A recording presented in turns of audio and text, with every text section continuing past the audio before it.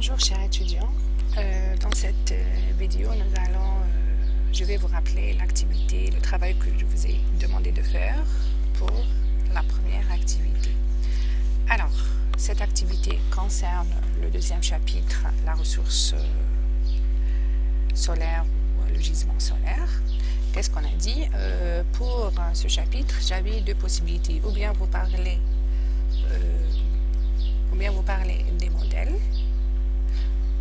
ou vous présentez les bases de données et vous apprendre comment déjà vous présenter une base de données, c'est pas donné.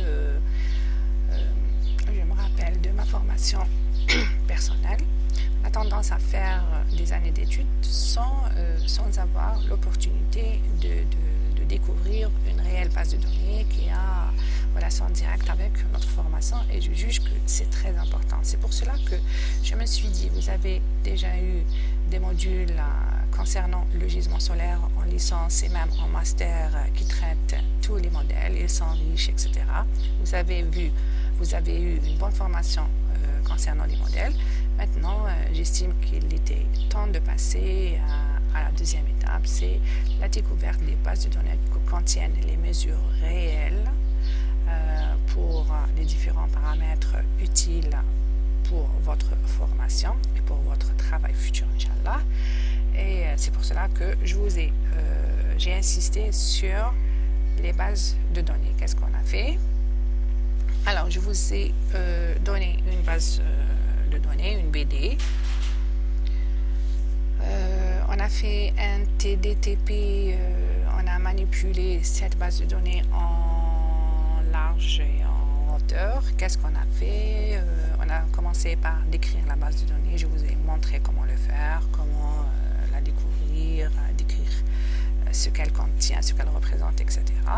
Et puis, la deuxième partie de notre TP, nous l'avons consacrée à l'exploitation des données contenues dans cette base de données. Alors, comment manipuler et exploiter les données? C'est simple.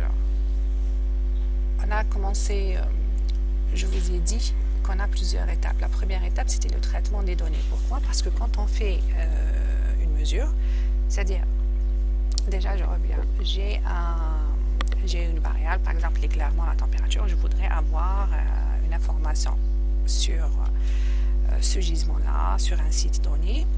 Alors qu'est-ce que je fais? J'installe des appareils de mesure. Ces appareils de mesure sont des appareils électroniques, il y a des capteurs, il y a des enregistreurs et une acquisition de données. Il y a sûrement des fois des manques, des périodes où j'ai pas l'enregistrement, l'équipement est en panne, des fois le capteur ne donne pas une bonne mesure, etc. Et c'est pour cela qu'on commence toujours par le traitement des données. S'il y a par exemple des zones, des lacunes, je dois les identifier. Si j'ai des valeurs qui sont anormales, je dois les éliminer. C'est pour cela que la première étape dans l'exploitation de la base de données, d'une base de données, c'est le traitement des données. Puis vient l'étape d'isolement des données. Si par exemple j'ai une base de données très très riche et que moi j'ai besoin de l'éclairement par exemple ou de la température, je dois être en mesure d'isoler ces données, c'est-à-dire de prendre ce qui m'intéresse. Puis j'étudie ces données. Qu'est-ce que je fais? Principalement et généralement, on commence par représenter les données parce que le visuel est meilleur que la lecture des données. Par exemple, si je prends, par exemple, ici, j'ai cette colonne-là, c'est petit, je ne sais pas à quoi ça correspond. Je lis, c'est 0, 0, 0, puis il y a des valeurs, c'est sûrement la nuit et le jour. Ça peut être l'éclairement, l'une des composantes de l'éclairement. Alors, si je représente en graphe, ça me donne une meilleure idée. Et après, je peux faire des calculs. C'est pourquoi faire? C'est pour avoir d'autres données. Si j'ai par exemple la mesure de l'éclairement sur une période très très longue, 10 ans ou 5 ans, ou 10 ans, une année, je peux par la suite passer à d'autres. Généralement, on est intéressé par d'autres informations, par exemple les moyennes journalières, les moyennes mensuelles, les annuels, les maximums et les minimums. Par exemple, je serais intéressée pour connaître la température maximale en mois d'août, les températures minimales, la variation de l'éclairement, est-ce qu'il est lisse, est-ce qu'il y a des perturbations, est-ce qu'il y a des journées bien ensoleillées, des journées nuageuses. C'est très important pour les systèmes solaires. On a fait ça avec MATLAB. Vous avez beaucoup appris. Alors maintenant, qu'est-ce que je vous ai demandé? Je vous ai demandé de reprendre cette base de données et de faire le travail suivant. Vous allez me décrire la base de données, qu'est-ce qu'elle contient, le pas de mesure, la durée, la période, etc. etc. Puis, commencez à traiter la base de données. Comment représenter les différentes données qui existent. Vous choisissez 3, 4, l'éclairement, l'ensoleillement, la pluviométrie par exemple, 3 à votre choix. Puis on va se focaliser sur l'éclairement solaire et la température ambiante parce que ce sont les données très intéressantes pour le fonctionnement de mes systèmes photovoltaïques. Représentez-les sur une période d'une année parce que je vous ai donné une base de données couvrant une année de mesure. Illustrez les variations mensuelles. Essayez d'isoler les mois janvier, février, chaque mois à part. Essayez d'écrire un programme automatique parce que c'est ça l'utilité. Si j'ai une base de données, il faut que je sois rapide dans son traitement. Alors, rapidité, efficacité, cela veut dire que je suis en mesure d'écrire des programmes courts et efficaces pour ne pas réécrire à chaque fois les indices des mois, etc.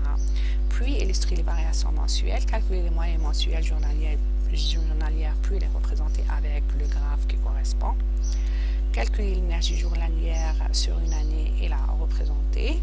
Calculer l'énergie mensuelle et la représenter. Donner des informations sur les valeurs extrêmes, minimales et maximales en identifiant le jour correspondant et l'instant de mesure. Rappelez-vous qu'on a utilisé find, la fonction find, qui est très importante, très utile. Et puis, je vous invite à choisir, à me représenter de belles journées d'éclairement avec une courbe lisse et une journée ou bien des journées où on a des journées nuageuses pour voir la différence. J'attire votre attention sur la représentation de votre travail. Ce sera votre note du premier contrôle continu. Voilà, j'espère que c'est clair. Maintenant pour le timing, je vous donne jusqu'à la fin du mois de mai pour recevoir vos travaux. Voilà, je vous remercie et à la prochaine vidéo qui sera postée prochainement pour reprendre l'explication du chapitre traitant le stockage électrochimique et le conditionnement de la puissance dans un système solaire photovoltaïque. À la prochaine, portez-vous bien et bon courage et Saha Ftorkom.